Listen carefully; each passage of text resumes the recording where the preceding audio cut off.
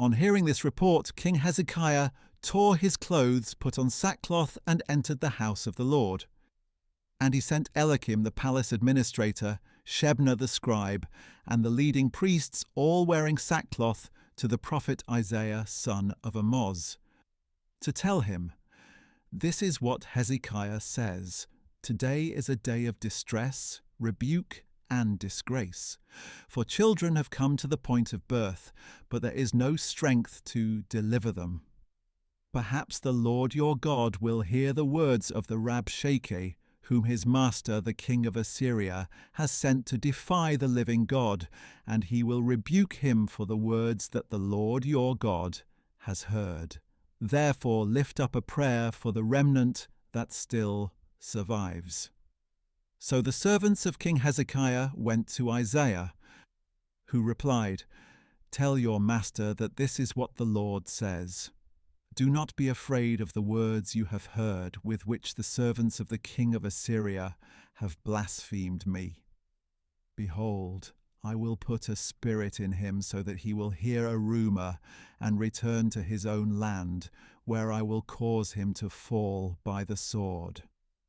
When the Rabshakeh heard that the king of Assyria had left Lachish, he withdrew and found the king fighting against Libnah.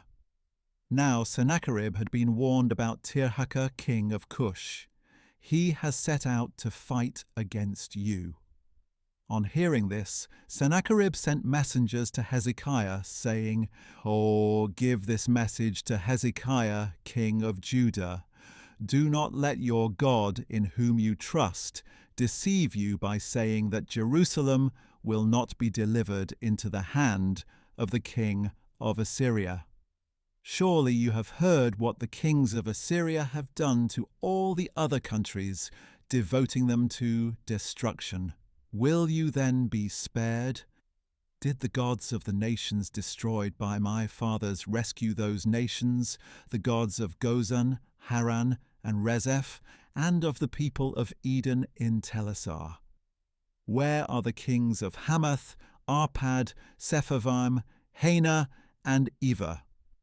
So Hezekiah received the letter from the messengers, read it, and went up to the house of the Lord and spread it out before the Lord. And Hezekiah prayed to the Lord, "O Lord of hosts, God of Israel, enthroned above the cherubim, you alone are God over all the kingdoms of the earth. You made the heavens and the earth. Incline your ear, O Lord, and hear. Open your eyes, O Lord, and see. Listen to all the words that Sennacherib has sent to defy the living God. Truly, O Lord, the kings of Assyria have laid waste all these countries and their lands. They have cast their gods into the fire and destroyed them, for they were not gods but only wood and stone, the work of human hands. And now, O Lord our God, save us from his hand, so that all the kingdoms of the earth may know that you alone, O Lord, are God." Then Isaiah son of Amoz sent a message to Hezekiah, "This is what the Lord, the God of Israel, says, because you have prayed to me concerning Sennacherib king of Assyria. This is the word that the Lord has spoken against him. The virgin daughter of Zion despises you and mocks you. The daughter of Jerusalem shakes her head behind you. Whom have you taunted and blasphemed? Against whom have you raised your voice and lifted your eyes in pride? Against the Holy One of Israel. Through your servants you have taunted the Lord, and you have said, 'With my many chariots I have ascended to the heights of the mountains, to the remote peaks of Lebanon. I have cut down its tallest cedars, the finest of its cypresses. I have reached its farthest heights, the densest of its forests. I have dug wells and drunk foreign waters. With the soles of my feet I have dried up all the streams of Egypt. Have you not heard? Long ago I ordained it. In days of old I planned it. Now I have brought it to pass that you should crush fortified cities into piles of rubble. Therefore their inhabitants, devoid of power, are dismayed and ashamed. They are like plants in the field, tender green shoots, grass on the rooftops, scorched before it is grown.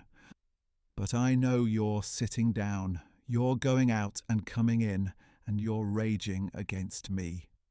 Because your rage and arrogance against me have reached my ears, I will put my hook in your nose and my bit in your mouth.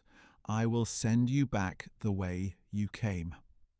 And this will be a sign to you, O Hezekiah. This year you will eat what grows on its own, and in the second year what springs from the same.